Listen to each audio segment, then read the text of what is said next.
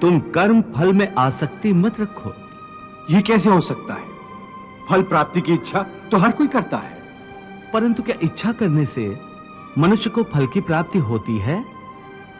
नहीं अर्जुन, क्योंकि फल तो प्रारब्ध के हाथ में है।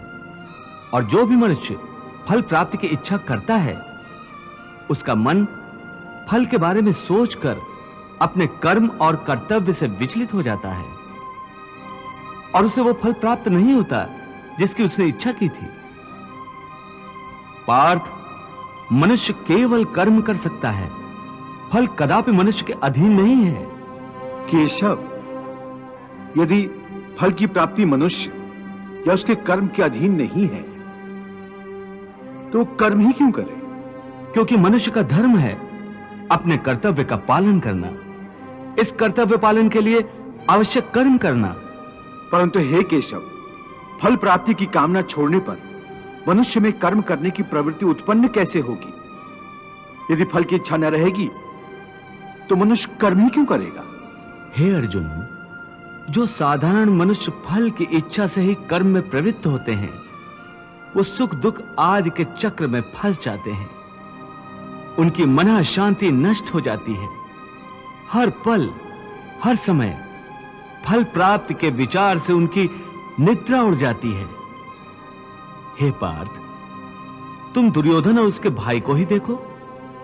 बचपन से ही दुर्योधन, शकुनी और दुशासन आदि ने हस्तिनापुर के सिंहासन को प्राप्त करने के लिए कितने अधर्म किए, याद है ना तुम्हें? उन्होंने जब भीम भैया को पानी में फेंक दिया था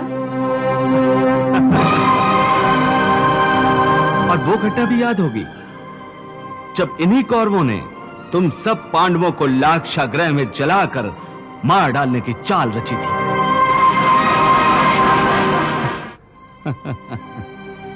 कैसी लाजवाब चाल थी उनकी। उस आग से तुम लोगों का जीवित बचकर निकलना असंभव था।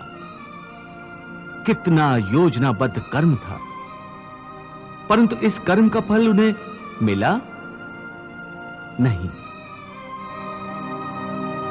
क्योंकि प्रारब्ध की योजना और थी। इस प्रकार उनकी इच्छा विरुद्ध जब सारे प्रयास विफल हो गए, तो उन्होंने तुम सबको छल कपट से काम लेकर 12 वर्षों के वनवास और 1 वर्ष के अज्ञातवास में भेज दिया था।